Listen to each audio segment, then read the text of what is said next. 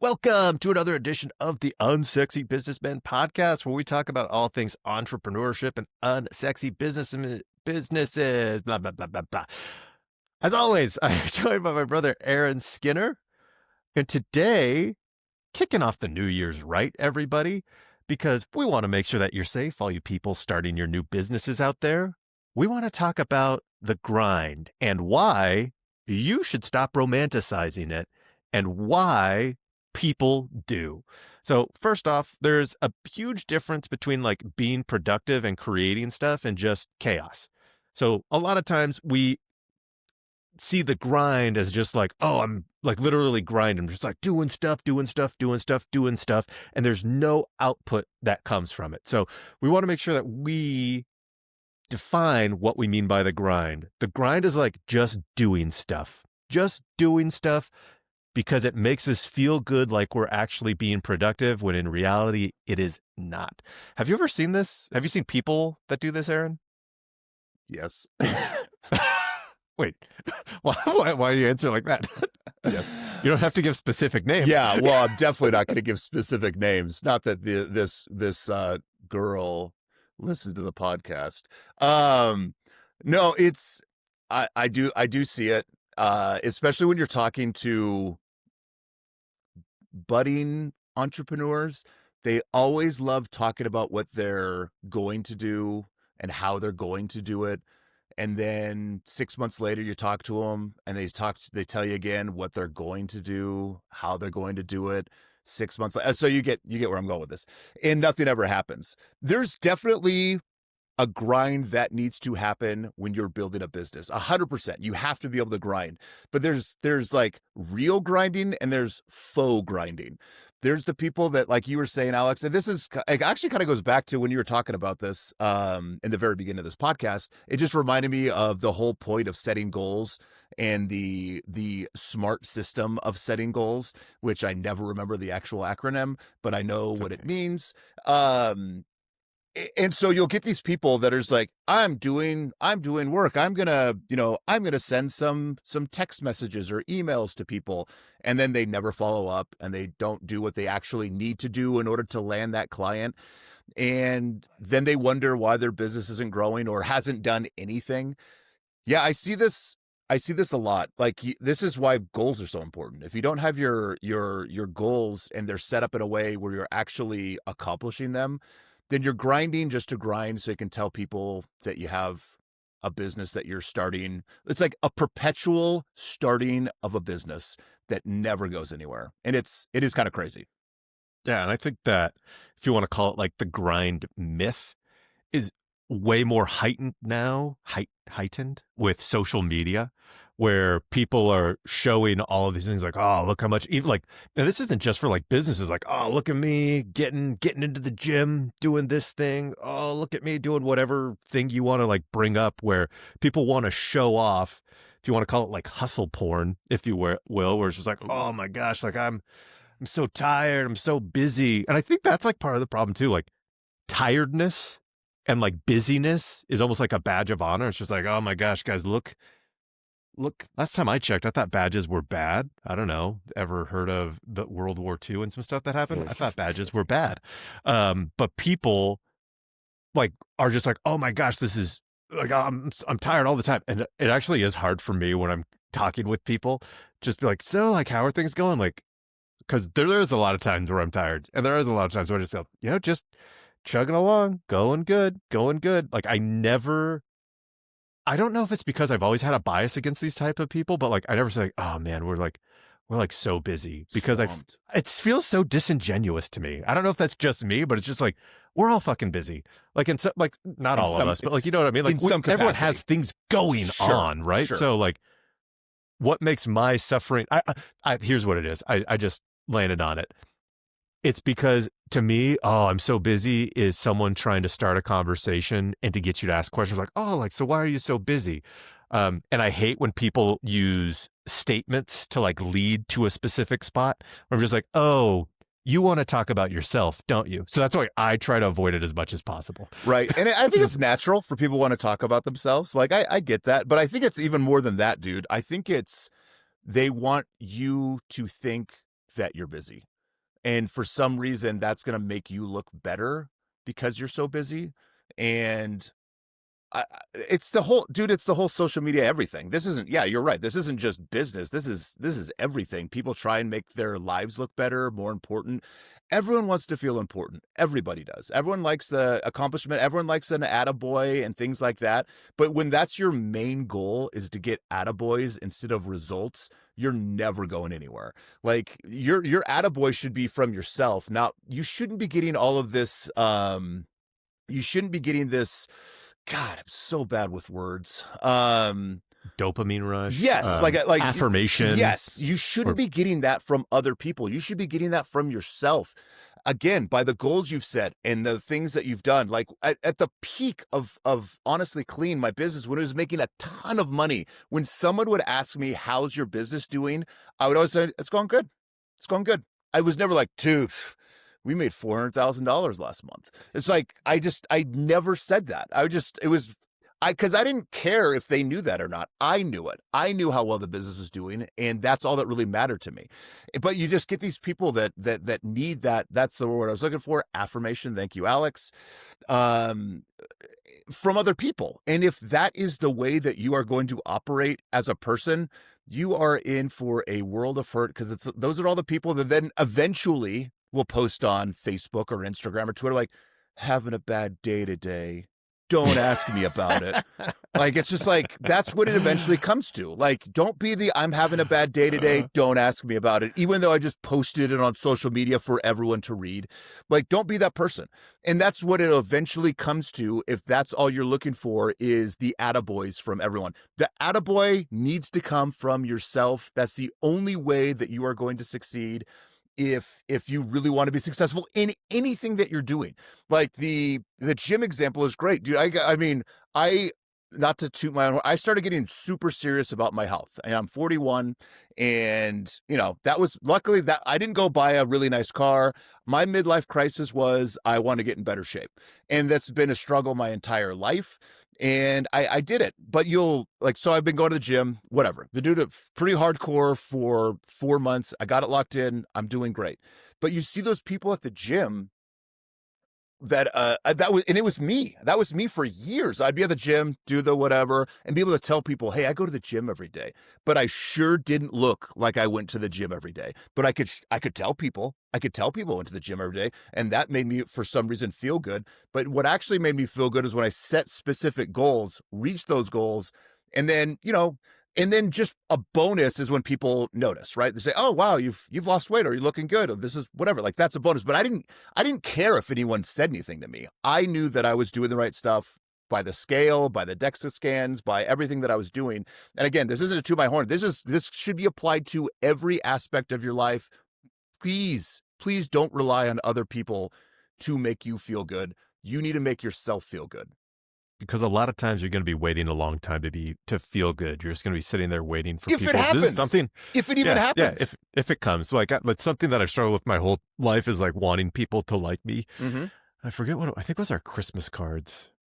Sorry, I'm fresh off a therapy session, so we like deep dive into like everything yesterday, and so I'm just thinking of I gave her an example and it was the wrong example. Like somebody sent us a Christmas card and then my wife's like, "Oh crap, we didn't get one for them," and I was just like, "Who cares?"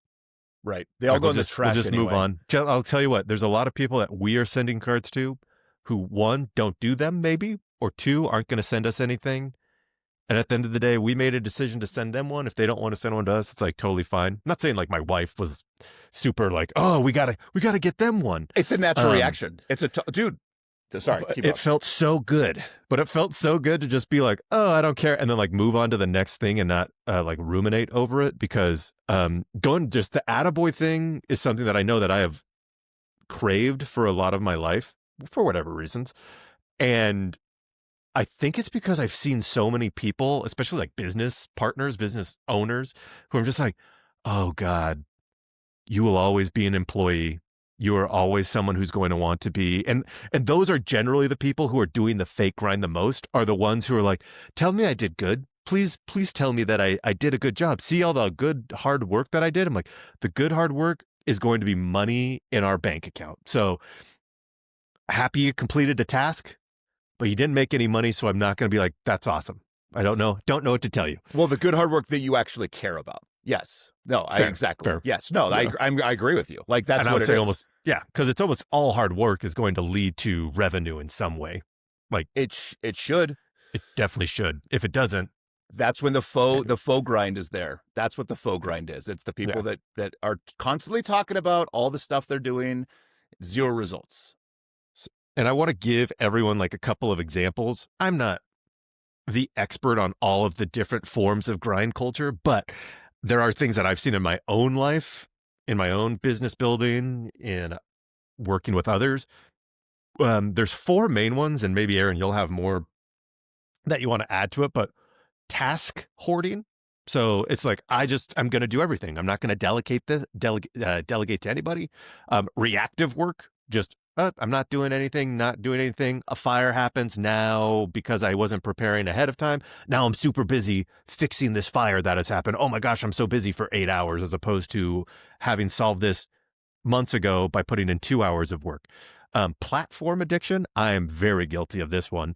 It's jumping between tools to make it like, okay, I'm looking at this, I'm checking this data, when actually doing something is probably going to be more beneficial than just being like, oop, that number, a lead didn't come through. Oh, a sale wasn't made.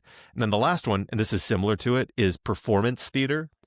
So and I think I've brought this up before, but one thing that I noticed with myself is I would get on a call with like another business owner or like a mentor or something like that. And then we talk for like an hour and a half, 2 hours. And I'd be like, this was like a really long day. Like I did so much work today. That 2 hours talking with someone like a mentor is not actual work and is not the grind. What I found I was using that for was to justify not working for 2 hours. I'm not saying don't talk to your mentors, but be very intentional with it and don't pretend like that is something that's like, oh yeah, I did that 2 hour call. I just know someone who like will have a call a day with somebody, just like a random person every other day here and there. It's like, oh, I'm so busy. I'm like, stop talking to people every other day.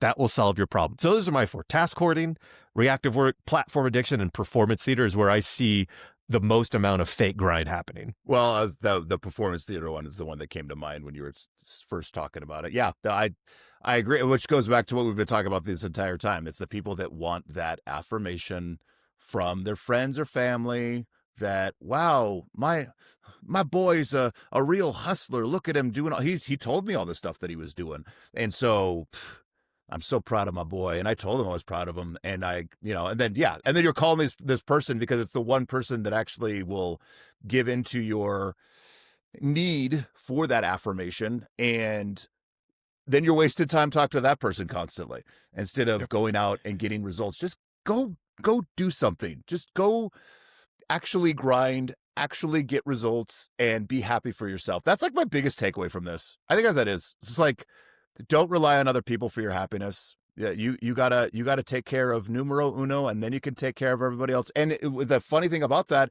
as soon as you take care of numero uno yourself, and this always seemed like selfish, right? Like your kid should be the first thing you care the most about, or your spouse, or whatever. Like, yeah, okay, let's say I care the most about my kids, but I'm an alcoholic and I like doing drugs, but I love my kids a lot. I guess someone could say, like, well, you actually love drugs and alcohol. My point being, you have to make sure you're in a good place first, and then you can take care of everybody else. If you're not in a good space, like mentally, financially, physically.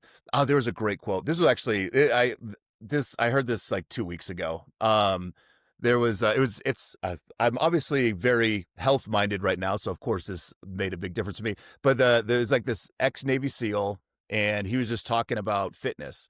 He's like, it's funny, I hear all the time that parents would have no problem taking a bullet for their kid. They have no problem dying for the kid. Could you lose 30 pounds for your kid? All of a sudden that's impossible to do. All of a sudden that's a task that is on the back burner, but you'd take a bullet because it's easy. Like this again, it's the peacocking, right? It's like, yeah, I would the thing die that will for never my actually kid. happen in your life. Exactly. Most likely. The chances of you actually having to take a bullet for your kid is very, very low. And I think most parents would absolutely say yes, of course. And I would assume most parents would do that. But the simpler task, which yeah, I would say simpler than dying, is going to the gym and losing some weight and being in better health for your kids. Like, why is that like a task that is just too hard to do? So I don't know why. I really liked when he said that, and I've always wanted to bring up with a podcast, and it gave me a chance to say that. But my thing is, like, my main point is to take care of yourself first. You can take care of other people's. That's what I had to do with my business. I had to take care of me. I had to make sure the business grew. And then I was able to take care of my family in a way that I never would have been able to if I only focused on making sure my kids and my wife were all fine. Obviously, you have to balance this. You can't just like completely abandon your kids for 10 years, become a billionaire, and then expect them to love you. But the main thing is, like, just take care of yourself first. Yeah. That's just the airplane oxygen mask. Like, you have to put yours on Yes. first before you can put on somebody else's, because if you're dead, you aren't going to be able to put, although, yeah. Anyways, the No, you're point right. is, if That's you're perfect. dead, you're not going to be able to put it on onto somebody else. Yes. So let them die. No, just kidding. So in the similar vein with where I see that, I want to apply this to like unsexy businesses. Where I see this most common is manual scheduling. So you're taking the call instead of like having a form or hiring someone to do the scheduling for you, having some type of automation. There's way too many automations for people to be scheduling manually, and yet so many people do it. Pricing mistakes. So you price too low. And so because you price too low, you have to take on more in order to like make enough money to pay your employees, pay yourself, pay your mortgage, whatever that might be. And then standard operating procedures. Employees are constantly asking questions that should be documented that aren't. So these three examples that I have here, and I'm sure there are more, are the main ones that I see with unsexy businesses where people could be getting out of the grind by this. It goes back to like what we've talked about before. My favorite thing is like a little bit of, or sorry, it's like a lot of discomfort now will provide significantly less discomfort later. Getting an automation process set up, pricing properly, and then getting standard operating procedures put in place is just going to save you time inevitably, no matter what. So, any And other things that you well, saw with unsexy businesses? well, especially when we're talking about like actual grinds. And then there are actual grinds, like the ones you just brought up, of taking the calls, doing the pricing's too low, so you have more projects you have to do. Um and so that's real, right? And so you should definitely be, and I don't know, man. I think there is something about entrepreneurs that love that grind part of it, or at least they hate it, but they love it. And Yeah. they don't want to relinquish some of that stuff, but you should. In order to be able to scale, you have to be able to relinquish a lot of that stuff. It's great to grind, but to grind efficiently. Don't grind just to grind. Grind so that you're building your business. And if you don't want to take some stuff off your plate by using dude, I wish all of this technology existed when I first started my business. It would have made my life so much easier. I don't know. Like, maybe I would have been in the same place where who knows? But it would have made my life easier if I would have accepted it and adopted it. I guess is a better word, not accepted. But yeah, there is something about entrepreneurs that want to stay busy, and it's hard for them to relinquish some of that stuff in order to become busy. It's one of the questions we had about, there's like this horrible employee that this person had, and they were questioning whether they should fire them or not. It's like, yeah, dude, you should have fired him a long time ago. It's like, well, then they're like, well, it's going to be hard because I got to find the new employee and train him. Like, there's just something about complacency, and this is the way I've always done it, so this is the way I'm always going to do it. So if we're trying to apply this to unsexy businesses, always be innovating. Always be innovating. Always take advantage of all of the new technologies, the new systems that are in place to make your life easier. Your life shouldn't just be a grind the entire time. Yes, Alex is right. You should have a crappy part where you're building it and doing all that stuff, but as soon as you're able to, start Start outsourcing this stuff. Start getting new employees, get managers, get supervisors, I already said managers. Oh, whoever you need in order to, you can focus on the building aspect of your business instead of just being able to tell your friends, hey, I worked another 18-hour day yesterday and I'm pretty awesome.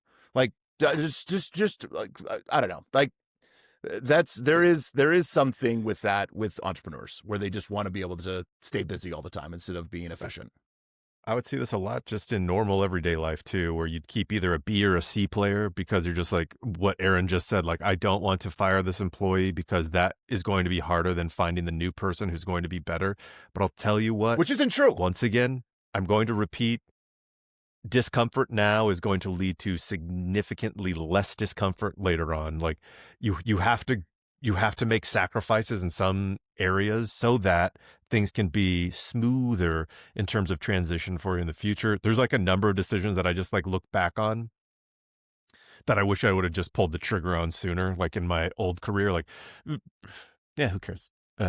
Anytime I say who cares, I'm like, people are going to know exactly what I'm talking about, but no one listens to this podcast who worked there. Like I hired this guy and within 2 months, I was like, this is going to be a disaster. I made a mistake. I was like, this is going to be a disaster. And I was just like, I need to fire this guy now and like find someone who is going to be better to like to do it. Yeah. This is why it's nice being an entrepreneur and not having to rely on other people. I go to my boss and I say, hey, I just going to have to trust. Well, one, it's not intuition. It's a little bit of intuition, but one, this guy's doing really bad. His team members are complaining. And two, I have this intuition that there's no way that this is salvageable or going to get better. I need to let him go and find someone new.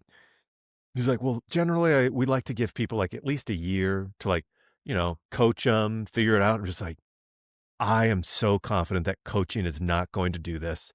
So we'll lose a bunch of clients over the next little while. And then I get back from parental leave and I fire the guy. About 9 months. So not a year. Didn't make it to the year. About 9 months. But I look back on that a lot and just like that's 7 months that I knew I had a lower performer, and I should have just pivoted and got somebody new who knew what our processes, who understood our processes better. Well, if you would have given it 3 more months, Alex, he probably would have been your top performer. Get to that got year. to that year. Yeah. And then the irony is that's like a big reason why I ended up getting fired because that guy lost a ton of clients. And then I was paying attention, because the squeaky wheel gets the grease. And so I was like paying attention, trying to coach him while another one of my people started to like not perform. So just take it from me.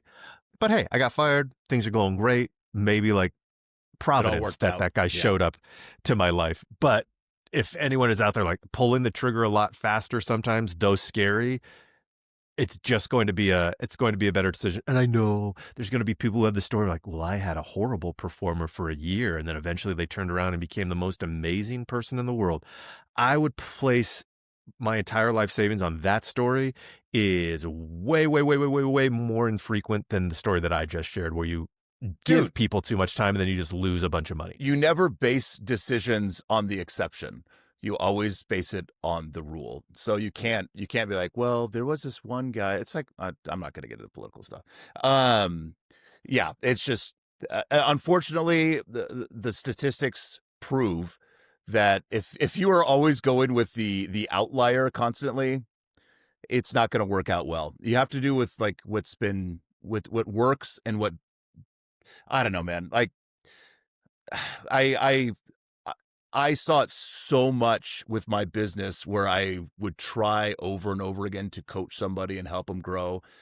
Then realizing there's coachable people, there's not coachable people. And as soon as I realized that and just started letting people go that I could just tell immediately sucked, I stopped wasting my time. And you're right. Maybe there was one diamond in the rough that I let go, but guess what? My business still grew and I still did great. And I'm a fantastic person now. Well, it's just like that's what you have to learn from this is just like, yeah, you might let go of someone who might have been awesome, but that's a big might as opposed to the odds are they are not going to improve and your life is going to be miserable. Get rid of them.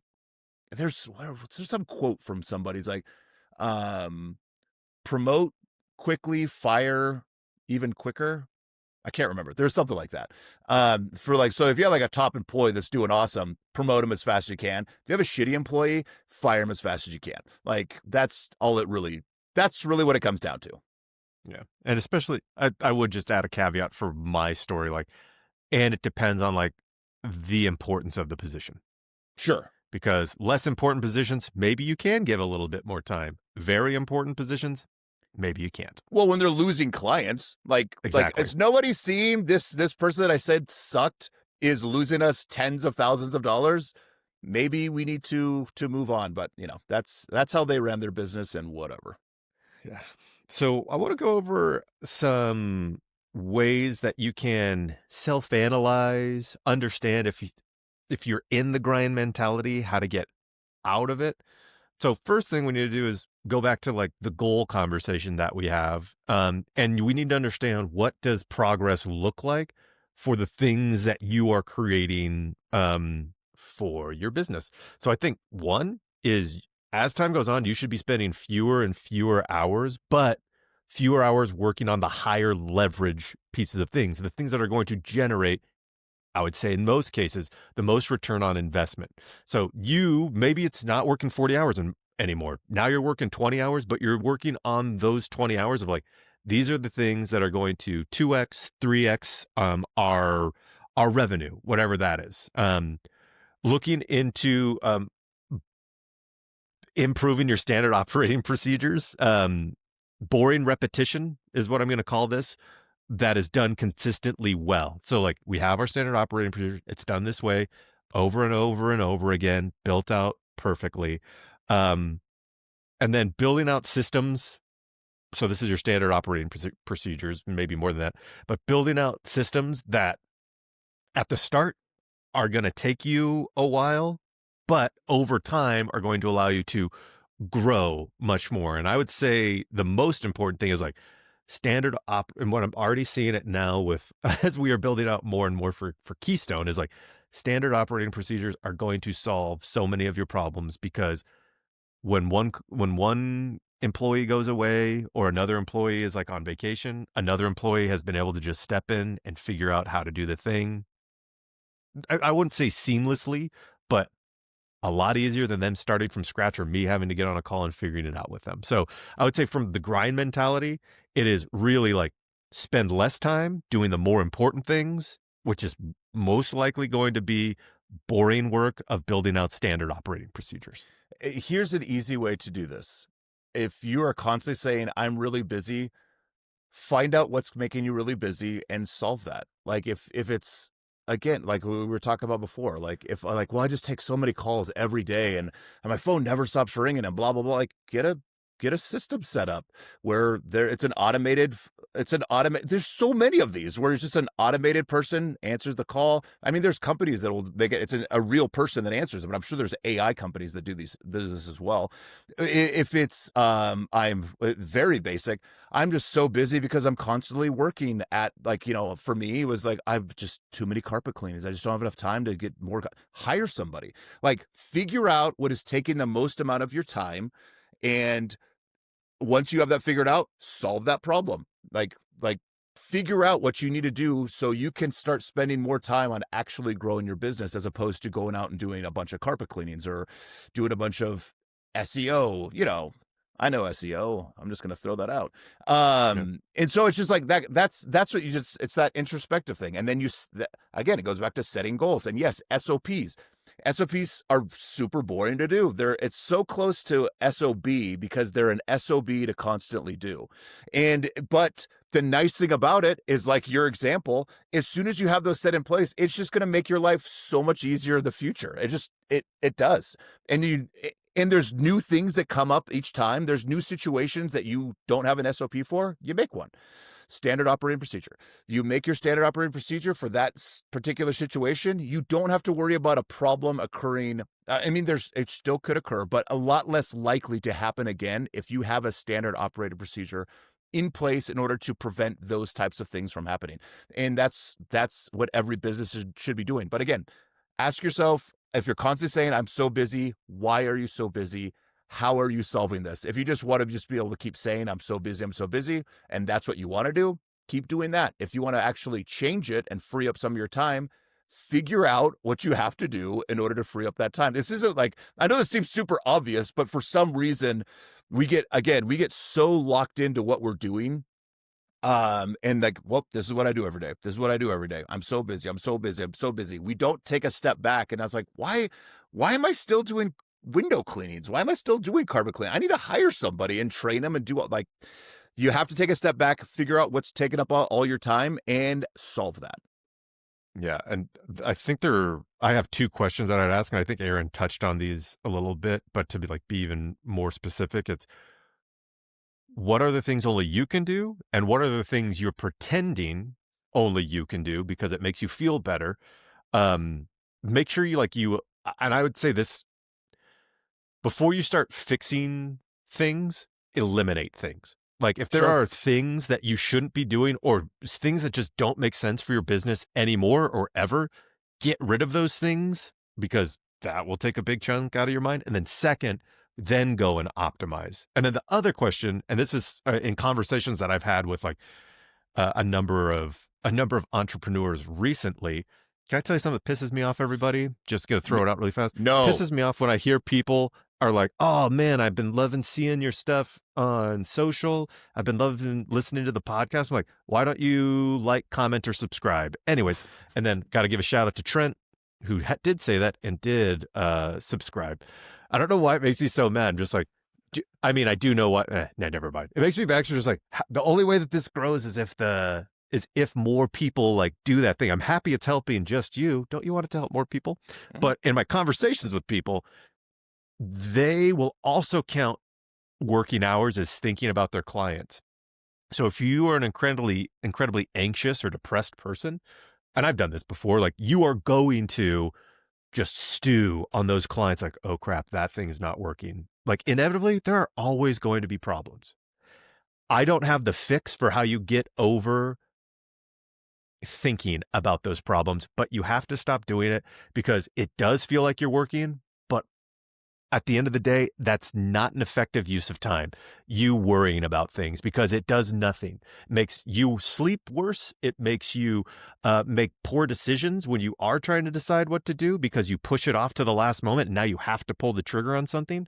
Stop worrying about those problems. Try creating better standard operating procedures to eliminate those potential problems from happening as much as possible. And then just understand at the end of the day, there's always going to be problems. And that's the inevitability. Like, that's why people hire you. They hire you to fix those problems. Yes. End of soapbox. No, that's right. I mean, I don't really have anything to add to that. It's okay. So I'll add something. No, I really don't. Yeah, That's all it is. yeah. Any other thoughts on the grind culture before we jump to business advice? Not that we haven't already covered. Take care of yourself. I mean, to recap this, like, follow, subscribe. Don't make Alex angry. And then we will shame you into it. Yep.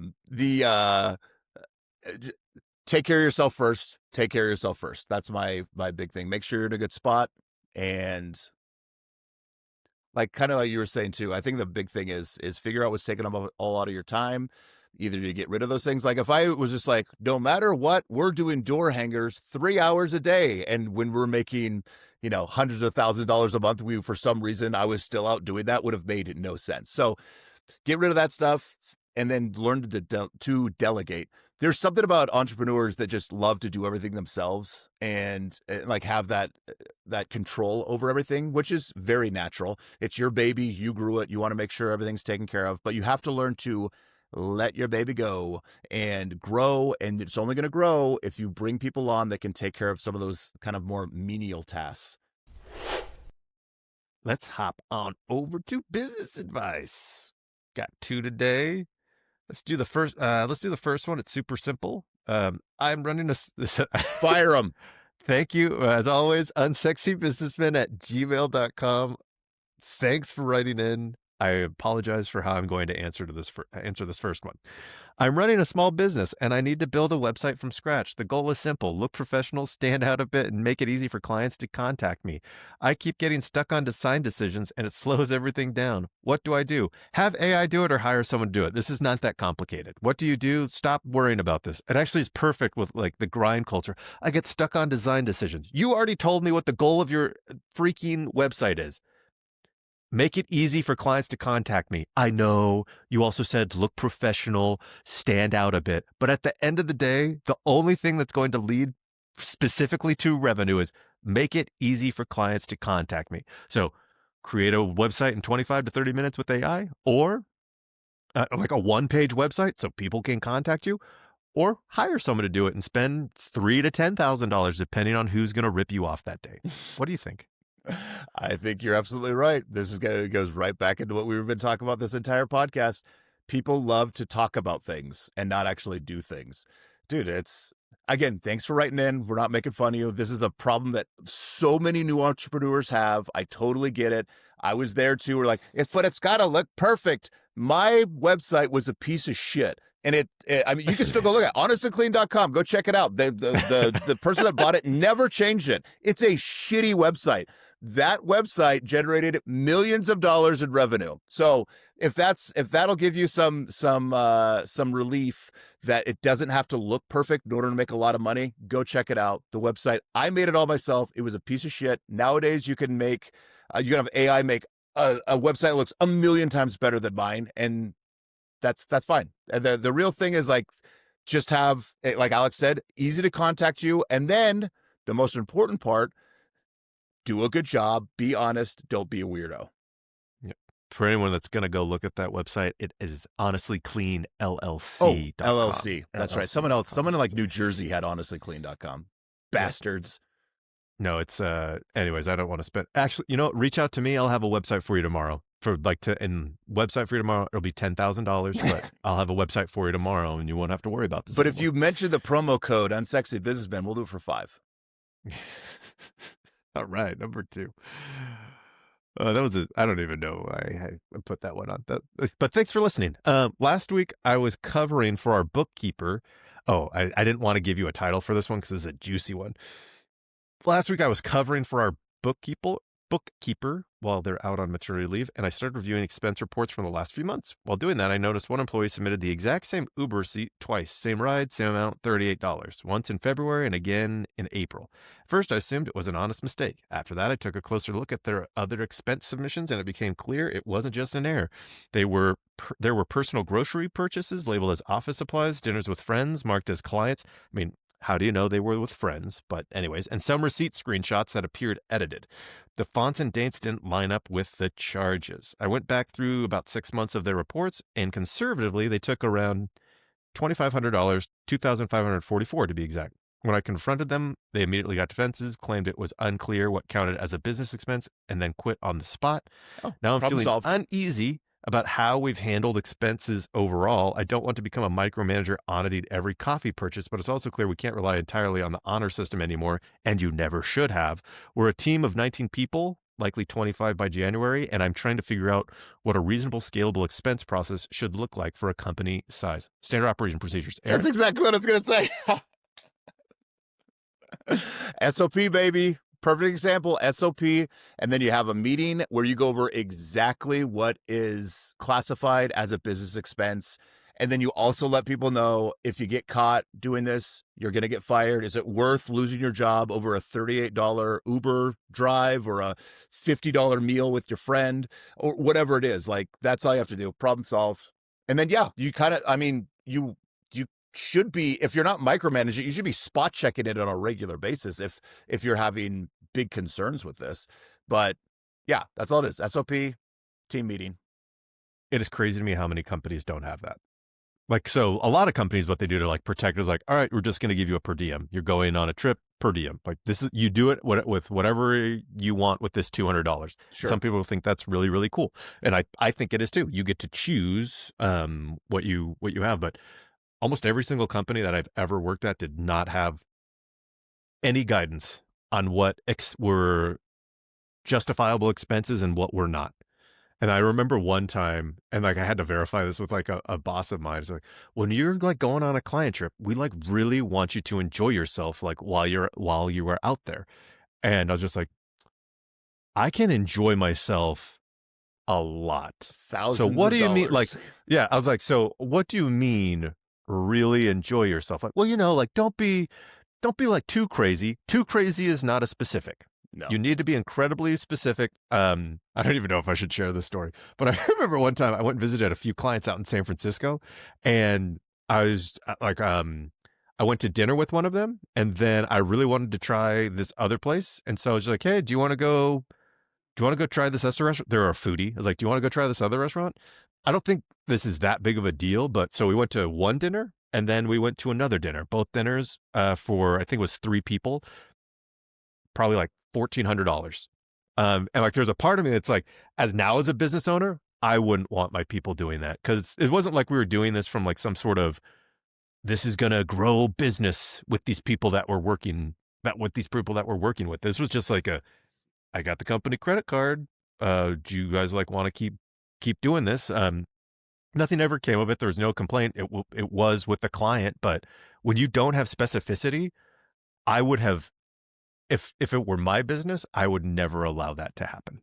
Just like, The all right, cool. Here's your per diem. the other thing that came to my mind too is, legally speaking, you need to cover your ass. And so if you have a very vague, hey, don't spend too much or don't do this, and then someone spends $20,000 and you go fire them, like, where was the You never said I couldn't. documentation that I could not do that? You said don't go too crazy. Well, I don't know what that means. That's pretty vague. And so you want to be super specific. So if someone does go over what they're supposed to spend, or they're doing some sketchy whatever, it's in like the contract and in the handbook, or however you want to do it, that here's are the specific things that you can spend money on and everything. So when they do get fired, they can't sue you for, I gotta do it again, false imprisonment. Wrongful cause. I forget the word every single time too. Um, for cause. Yeah, I know it's wrongful termination. That's Wrongful what it is. termination. That's what it is. Not false imprisonment. It's so funny. I have like so many fun stories like from my old company because they didn't have any of those. So it was always like reactive to it. So one of them was we went to this thing in Boston. It was like tons of employees went to it. Yeah. It was this thing called Inbound. And I don't think anyone did anything nefarious necessarily. It was just like 30 people went to this conference that cost $1,000 a person. And so just the conference alone was $30,000. And then after it happened, and then food, lodging. I'll also remember there were 5 of us in one room. That was a fun little experience that I have. But they were like, yeah, you guys, you can never do that again. You can never do that again. And then the other one was a rewards trip for being awesome managers that ended up totaling $80,000. It's like Wolf of Wall and then it's Street like stuff. and then they're like, if we ever do this, if you guys ever do it again, it has to be budgeted, and you have to be within that budget. It was like, all right, cool. Like, but I like think about that from like a business standpoint. I'm like, if you would have just had a process in place before that, Did they make Alex wouldn't have got 8 cream corns at Del Frisco's. You got real obsessed with that cream corn. Gosh. But did they make an SOP after? Was there something that they created? No, they didn't. Maybe like I'm no longer there, but like up until that point, they had Interesting. the point that I got fired, they didn't, and I think Glad it's just they like learned their lesson. because that's the thing that I hated in this thing, where it's just like we can't rely entirely on the honor system anymore. And I got this. You never could. No, You never could. That's like the mistake that you have there. You can't. Well, as always, thanks for sending in those two. Sorry, guys. Those two like just kind of pissed me off a little bit.